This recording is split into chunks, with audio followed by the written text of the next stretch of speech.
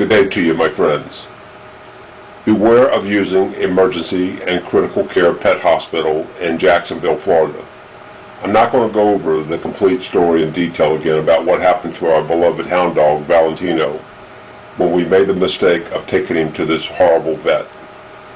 You can hear that by viewing the other videos that I have linked in my description section.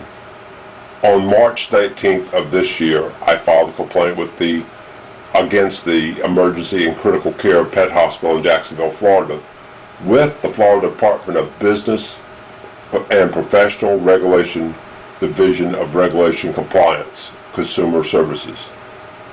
Well, that's a mouthful. But you know what? It was a complete waste of time. I have found that you cannot depend upon anybody in the government or any government agency. It has been almost 7 months since I filed this complaint, and I sent my complaint by certified return receipt mail, so I know they got it, and they know they got it. The state did respond a short time after receiving the complaint. The agency had someone call me saying they would investigate the death of our dog, Valentino, and be back in touch with me. He lied his government skinny black ass off, or whatever the color it was. We never heard back from the state of Florida or anyone at all. No government agency person ever called us back. You know what? I don't want my money back. I do not want any of the money back that we paid. We paid well over $2,000 to have our dog cared for 2 days. I just want to warn people that be better prepared for an emergency with your pet than we were. Play the piano. Play the piano. No, that's a chair. Play the piano.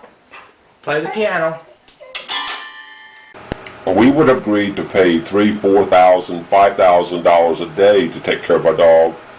That, if they had provided good service. This would never come up if they had provided decent care for our dog and treated us with at least some care and respect. This vet did nothing of the sort. On January 26th, we had to take our dog Valentino to this vet for internal bleeding. This was on a Saturday. I took the dog to our regular vet, but they referred us to this vet on Beach Boulevard. There they gave me a price of between $2,000 and $2,300 to care for our dog from Saturday at 1 p.m. to Monday morning at 7:30 a.m. We agreed to the charge. I signed a contract. I called at 5 p.m. Saturday to see how our Valentino was doing. The vet was too busy to take my call, and she told me that she would call us back. No one called us. No, not one damn person from this vet ever called us. I called again at 8 p.m. and the vet said our dog was improving and he had eaten a little.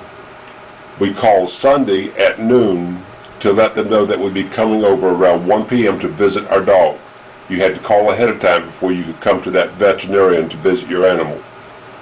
They kept us waiting in the lobby for at least an hour before we ever got to see our dog.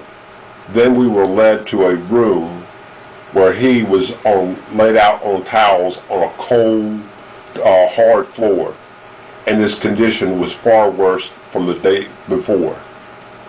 They lied to us.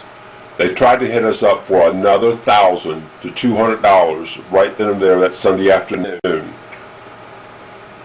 They were not sure which the cost was going to be, the additional cost, either $1,000 or $1,200.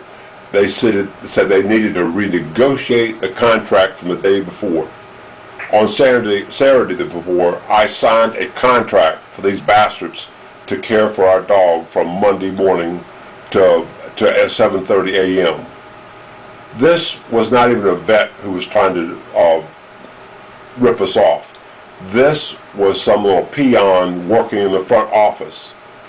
Someone who was put up to this con game. Finally the vet came in. Our dog, she said, had now a collapsed lung. Instead of talking about what to do to help, she was only interested how she could stick her hands deeper into our pockets for another $1,000 or $200. After 30 minutes of arguing with this bitch, we left. There was nothing left to do. We told these people we would be back Monday morning to pick up our dog and take him to our vet and have him put to sleep. He was clearly in pain and he was frightened as hell. And I was angry so much that I could just tear this place apart and destroy it brick for brick. I'm telling you.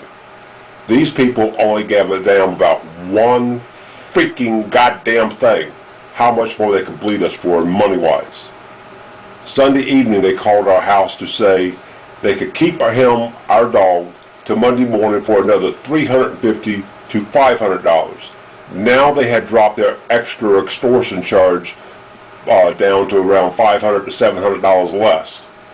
We arrived the next morning, Monday morning, at 7:15 a.m. and they kept us busy waiting until 8 a.m.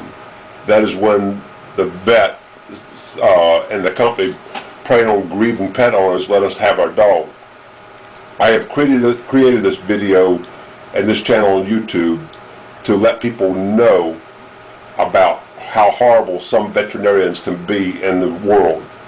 Do not, under any circumstances, ever take your vet to this person over on Pet Animal Care Hospital. I wouldn't take a damn roach to these people. They're just that goddamn bad. These people have had an attorney contact me with threatening letters, but I'm telling you what, nothing in this video or any of my videos are false or incorrect. And what I have stated is 100% correct, and it's going to stay up. And I tell you, screw you people over there at veterinarians. Screw the goddamn attorney. You got me pissed off, and I'm going to be pissed off until the day we're all dead. And I'm not making any threats. I'm just saying that whenever we all gone, I'm still going to be pissed off at you.